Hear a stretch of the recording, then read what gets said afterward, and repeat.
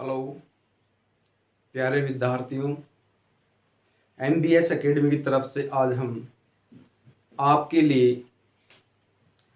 एक बहुत ही important question लेकर के आए हैं। एक ही क्वेश्चन से विद्यार्थियों आज हम बहुत सारी चीजें सीखने वाले हैं। इस क्वेश्चन में एक छोटी सी चीज दी हुई है कि उस रेखा का कार्तीय समीकरण ज्ञात कीजिए। इसका मतलब रेखा का कार्तीय समीकरण ज्ञात करना है जो इस बिंदु से जाती है और इस रेखा के समांतर है। मतलब हम जो रेखा का समीकरण ज्ञात करेंगे वो रेखा इस रेखा के तो समांतर है और इस बिंदु से जाती है। लेकिन क्वेश्चन तो इतना ही है, लेकिन इसके अलावा हम इस क्वेश्चन से एक्स्ट्रा बहुत सारी चीजें सीखने वाले हैं, जिसके माध्यम से हम और क्वेश्चनों को सोल्व करने में बहुत सारी चीजें जानना चाहते हैं, वो इसमें मिलेंगी आपको। तो विद्यार्थी अच्छी तरह से ध्यान दें। उस रेखा का कार्तीय समीकरण ज्ञात कीजिए जो इस बिंदु से जाती है और इस रेखा के समांतर है। तो इस क्वेश्चन को सोल्व करने से पहले मैं आपको बहुत सारी जानकारियां दूंगा, तो ध्यान रखें। तो अपन ने सबसे पहले एक बिंदु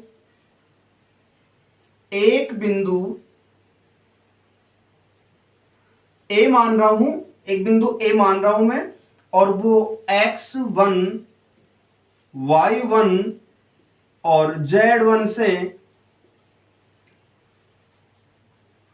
एक बिंदु है ए, x1 y1 z1 से रेखा जाती है, मतलब इस बिंदु से रेखा गुजरती है और उसके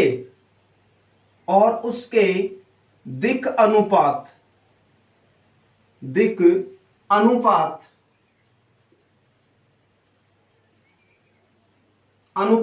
ए क्रमशः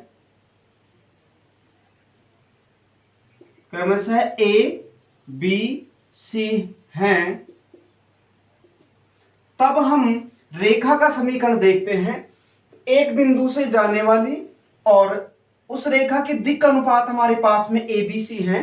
तब हम रेखा का समीकरण देखते हैं। पहले अपन ने पढ़ रखा है एक बिंदु से जाने वाली रेखा का समीकरण जो एक दी गई रेखा के समांतर है, मतलब उसके दिक् अनुपात दी गई रेखा से देखते थे।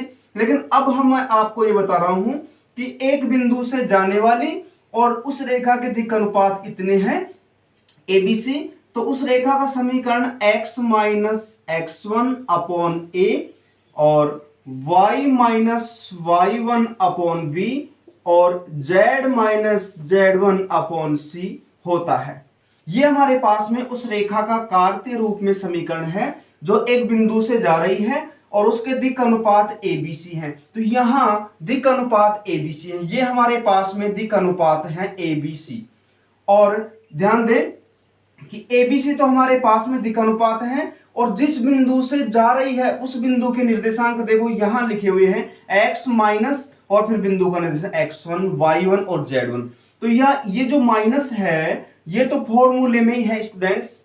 तो हम देखो हमने एक चीज जानी है यहां पर कि एक बिंदु से जाने वाली और उस रेखा का दिक् अनुपात ABC है, तो उस रेखा का कार्तीय समीकरण ये होता है x minus x1 upon a, y minus y1 upon b, z minus z1 upon c। तो ये हमारे पास में उस रेखा का समीकरण होता है। तो आप बता सकते हैं इसी प्रकार से यदि आपको कोई रेखा का समीकरण दिया हुआ हो तो उस रेखा के दिक् अनुपात आप बता सकते हो a b c, और ये भी बता सकते हो कि रेखा कौन से बिंदु से जा रही है x1 y1 और z1 से। तो दोनों ही चीजें हम इस समीकरण से ज्ञात कर सकते हैं। इसके बाद में अब हम चलते हैं क्वेश्चन पर चलते हैं। अब है जो कि इसमें उस रेखा का कार्तीय समीकरण ज्ञात कीजिए जो इस बिंदु से जाती है। इसका मतलब x1 y1 और z1 बिंदु से जाती है, इसका मतलब ये बिंदु दे रखा है x1 y1 z1। तो हमारे को ए का मान x1 y1 z1 का मान 1 2 3 प्राप्त होगा इस क्वेश्चन की सहायता से देखें तो। और देखो ये जो हमारे पास में रेखा है, इस रेखा के हम दिक् अनुपात देख सकते हैं। तो आप बता सकते हो इस रेखा के दिक् अनुपात 1 7 और 3 ये होंगे क्या? नहीं, बिल्कुल नहीं, क्योंकि ये जो समीकरण है हमारे पास में, इसमें देखेंगे तो हम x माइनस x1 का रूप नहीं है, y माइनस y1 के रूप में नहीं है, z माइनस z1 के रूप में नहीं है। इसलिए पहले इस समीकरण को हम x माइनस इस रूप में लिखेंगे, x minus x1 upon a, y minus y1 upon b और z minus z1 upon c। यही तो सीखने की चीज थी। कई स्टूडेंट्स क्या करते हैं, इसमें से डायरेक्ट देख करके a b c की वैल्यू 1 7 और 3 लिख देते हैं और क्वेश्चन खुश होकर के कि सही है, जबकि वो गलत हो जाता है। तो स्टूडेंट्स ये बहुत ही इंपॉर्टेंट चीज है और अपने को बहुत सारे क्वेश्चनों में इन चीजों की जानकारी होना आवश्यक है। तो अब हम देख रहे हैं कि हमारे पास में जो a है x1 y1 और z1, इसकी वैल्यू तो हमारे पास में क्या है, a 1 2 और 3। इसका मतलब x1 की वैल्यू 1 है और y1 की वैल्यू हमारे पास में कितनी है, 2 है और z1 की वैल्यू हमारे पास में 3 है। ये तो हमारे पास में आ गया x1 y1 z1 की वैल्यू। अब हम देखते हैं दिक् अनुपात। तो इस देखो इस जो समीकरण है इसको हम इस रूप में बदलने जा रहे हैं, इस समीकरण को इस रूप में बदलने जा रहे हैं। ध्यान देना, अच्छी तरह सीखने की चीज है। x माइनस x1, x के साथ में कोई गुणांक नहीं होना चाहिए और कोई माइनस का चिन्ह भी नहीं होना चाहिए, मतलब तो x अकेला होना चाहिए, यहाँ x अकेला होना चाहिए। तो मैं इसको लिख रहा हूं x माइनस 2 और बटे में ये माइनस है जो दोनों के साथ में है क्योंकि बराबर के चिन्ह के सामने, इसका मतलब ये कोष्टक के बिल्कुल बाहर है, तो इसको मैं नीचे लिख सकता हूं माइनस का 1। और यहां ध्यान देना, देखो इसको y माइनस और यहां मैं माइनस का 3 लिख सकता हूं और अपॉन में 7। तो y minus y1, minus minus क्या हो जाएगा, प्लस हो जाएगा, तो वापस वही समीकरण बन जाएगा। तो ये y माइनस y1 क्योंकि फॉर्मूले में है y माइनस y1, तो y माइनस सही फॉर्मूले के हिसाब से x माइनस y माइनस और x1 y1। अब हम यहां आगे चलते हैं z माइनस, तो अब यहां हमारे पास में z तो अकेला है ही नहीं, इसमें तो 2 है, तो इसमें अपने को 2 कॉमन लेना पड़ेगा पहले। अब इसमें मैं 2 कॉमन ले रहा हूं तो मेरे पास में हो जाएगा z माइनस का 3 और बटे में क्या आ जाएगा मेरे पास में ये 3। अब मैं इसको थोड़ा सा और सोल्व कर रहा हूं कि x माइनस 2 और बटे में क्या आ जाएगा -1 और ये हमारे पास में y माइनस माइनस का 3 और अपॉन में आ जाएगा 7 और ये हमारे पास में z माइनस का 3 और अपॉन में देखो इसको मैं 3/2 मतलब 3/2 लिख सकता हूं क्योंकि 2 वापस ऊपर जा सकता है। तो इस प्रकार से अब हमारे पास में ये जो समीकरण दिया हुआ था ये इसके समांतर है।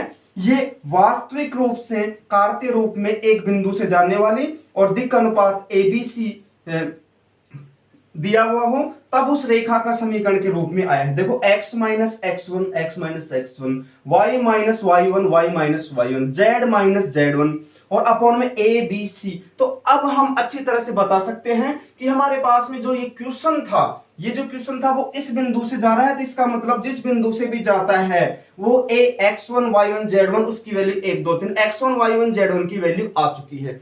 दूसरी अब हमारे पास में दिक् अनुपात चाहिए, लेकिन दिक् अनुपात हम इस रेखा से ज्ञात करेंगे, लेकिन ये रेखा है जो सही फॉर्म में नहीं है, x minus x1 y minus y1 z minus z1 के रूप में नहीं थी, तो हमने चेंज कर लिया इसको x minus x1 y minus y1 z minus z1 की फॉर्म में। और अब हमारे पास में ये a b c की वैल्यू यहां से देख सकते हैं। तो ये देखो उस रेखा का समीकरण ज्ञात कीजिए जो इस बिंदु से जाती है और इसके समांतर है। कईयों के दिमाग में ये भी आ रहा होगा कि इसके जो दिक् अनुपात हैं उनको क्यों काम में ले रहे हैं, क्योंकि उस रेखा का समीकरण चाहिए हमारे को तो जो इस बिंदु से जाती है और इसके समांतर है।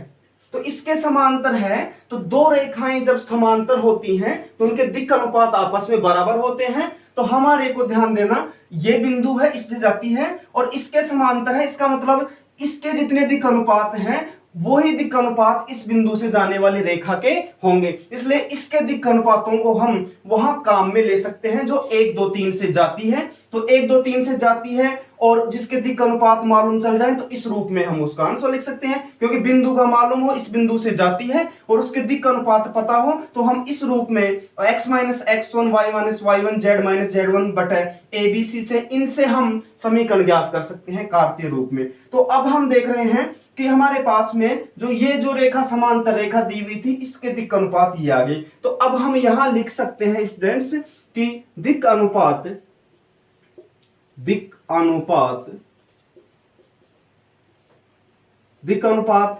ए बी सी क्या होंगे हमारे पास में। a बराबर क्या आएगा -1, b बराबर हमारे पास में क्या है 7 है, और c बराबर क्या है हमारे पास में, c बराबर है हमारे पास में 3/2। तो ये हमारे पास में दिक् अनुपात आ गए ए बी सी। अब हमारे को मालूम है ये रेखा है, ये तो 2 - 3 और 3 से जाती है, लेकिन हमारे को इस बिंदु से जाने वाली नहीं, बिंदु तो हमें दिया हुआ है x1 y1 और z1 1 2 3 से जाता है। तो ये x1 y1 z1 की वैल्यू आ गई और दिक् अनुपात एबीसी की वैल्यू हमारे पास में आ गई। तो अब हम क्या कर सकते हैं कि इस बिंदु से जाने वाली और इसके समांतर रेखा का समीकरण ज्ञात कर सकते हैं इसमें रख करके। तो ध्यान देना x माइनस x1 क्या है हमारे पास में, ये रहा देखो यहां से 1 और बटा a हमारे पास में है -1।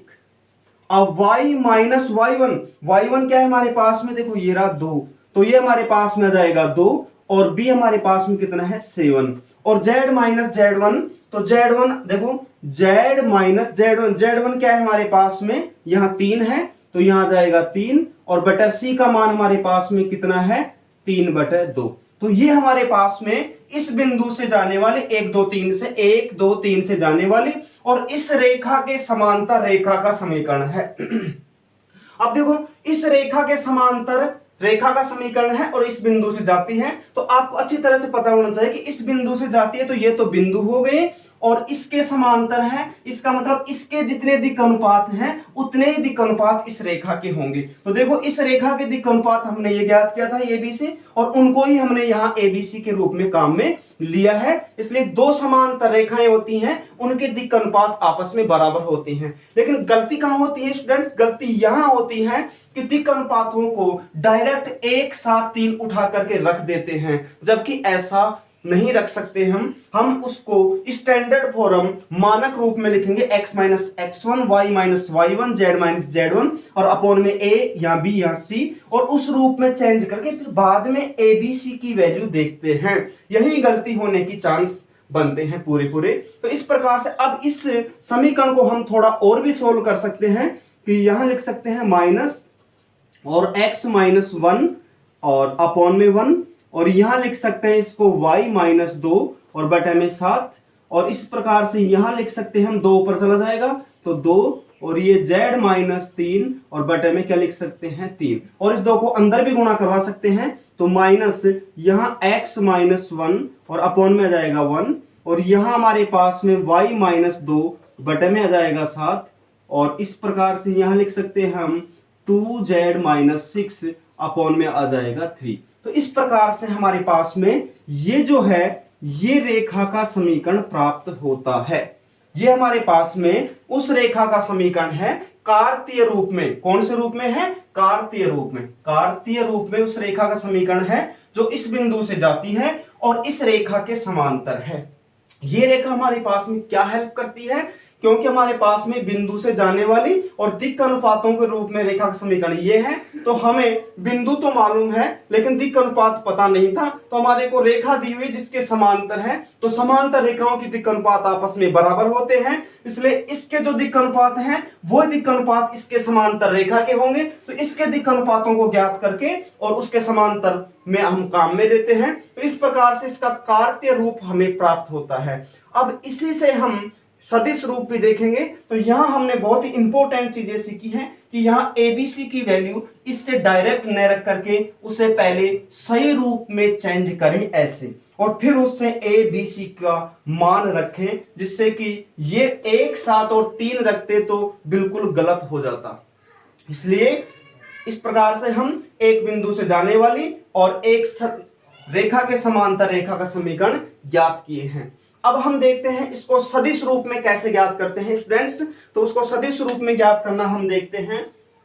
तो अब मैं इसको यहां से मिटा रहा हूं।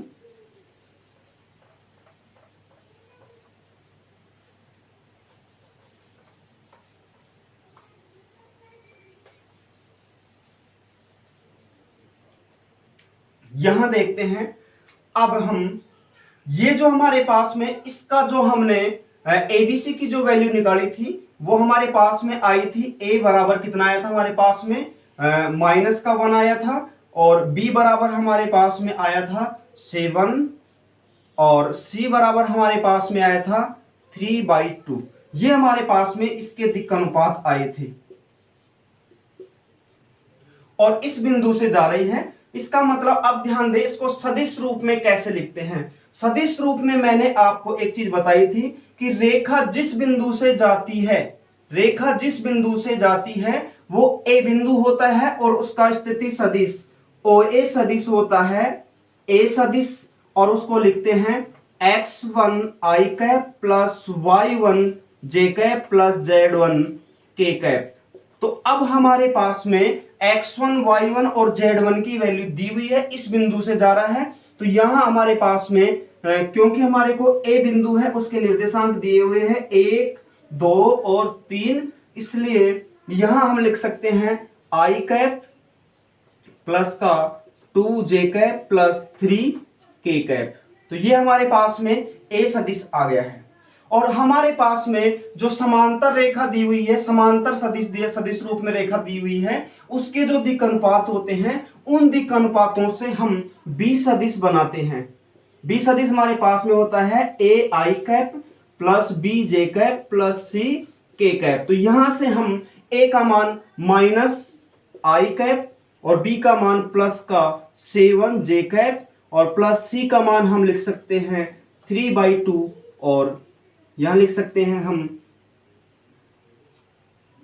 तो इसको हम इस प्रकार से भी लिख सकते हैं, या फिर हम इन दिक् अनुपातों को थोड़ा सरल कर सकते हैं कि इन दिक् अनुपातों को सबको हम क्या कर दें, 2 से मल्टीप्लाई कर दें, तो वो भी हमारे पास में दिक् अनुपात ही होंगे। तो इसको हम इस प्रकार से भी लिख सकते थे कि हमारे पास में a बराबर क्या लिख सकते हैं, -2 से गुणा करवा दिया सभी को, और b बराबर हमारे पास में क्या जाएगा 14, और c बराबर हमारे पास में क्या आ सकता है, c बराबर 6। इस रूप में भी हम लिख सकते हैं और इस रूप में भी हमारे पास में सही है, ये बिल्कुल कोई दिक्कत नहीं है। तो यहाँ एबीसी की वैल्यू ऐसे भी लिख सकते हैं, क्योंकि यहाँ अपॉन में 2 है तो 2 को हम हटा सकते हैं। तो पूरे ही दिक् अनुपातों को 2 से गुणा करवा देते हैं, तो -2, यहाँ कितना हो जाएगा 14, यहाँ 2 से मल्टीप्लाई करवाएंगे 2 से 2 कैंसिल हो जाएगा, 2 से 2 करवाएंगे तो कैंसिल हो जाएगा। तो इस प्रकार से हम क्या कर सकते हैं, दिक् अनुपातों को थोड़ा और भी फ्रैक्शन वैल्यू के रूप में नहीं लिख करके और हम इंटीजर में लिख सकते हैं। तो इस प्रकार से ये हमारे पास में आएगा के कैप।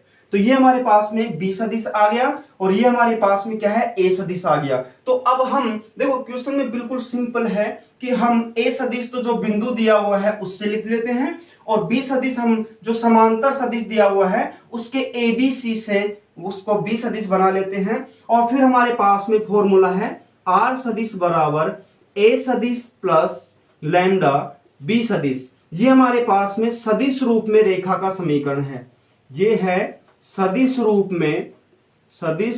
में रेखा का समीकरण, रेखा का समीकरण जो एक बिंदु से जाती है और एक दिए गए सदिश के समांतर होती है। दिया गया सदिश के समांतर वो बी सदिश मानते हैं और जिस बिंदु से जाती है उसको ए सदिश मानते हैं। तो अब हम क्या कर सकते हैं, आर सदिश बराबर ए सदिश में लिखेंगे हमें जो आई कैप प्लस का 2j cap plus 3k cap, और प्लस में लिखेंगे हम लैम्डा, और यहां हम लिख सकते हैं बी सदिश में -i कैप प्लस का 7j कैप प्लस का 3/2 और k कैप हम लिख सकते हैं।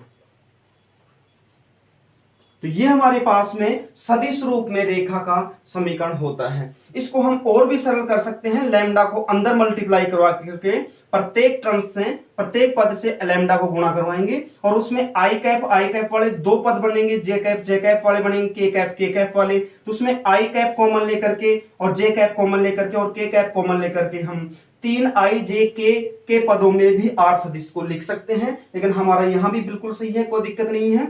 और इसी क्वेश्चन को हम यदि हम एबीसी की वैल्यू ये लेते तो उससे भी हमारे पास में यहां आता माइनस का 2i कैप, यहां था 14j कैप और यहां आता हमारे पास में 6k कैप। तो उससे भी हमारे पास में सदिश रूप में रेखा का समीकरण बिल्कुल सही था। तो इस प्रकार से हम क्या कर सकते हैं, ये एक बिंदु से जाने वाली और एक दी गई सदिश के समांतर रेखा का कार्तीय रूप में रेखा का समीकरण और सदिश रूप में रेखा का समीकरण ज्ञात कर सकते हैं। लेकिन सबसे इंपॉर्टेंट चीज क्या थी यहाँ पर, एबीसी की वैल्यू ज्ञात करना। तो एबीसी की वैल्यू ये 1, 7 और 3 इसे डायरेक्ट नहीं ज्ञात कर सकते हैं, इसको इस रूप में इनको चेंज करना पड़ेगा जो मैंने अभी बताया है, और आसानी से हम सदिश रूप में रेखा का समीकरण ज्ञात कर सकते हैं। अब नेक्स्ट क्वेश्चन और भी इंपॉर्टेंट लेकर के आ रहे हैं, इंतजार करते रहें और चैनल को सब्सक्राइब कर ले, जिससे कि जो भी मैं लेटेस्ट क्वेश्चन लेकर के आता हूं, मैं प्रत्येक उस प्रकार का क्वेश्चन लाता हूं इसमें बहुत सारे क्वेश्चनों की जानकारी छिपी हुई होती है, इसलिए लगातार देखते रहें। Thank you.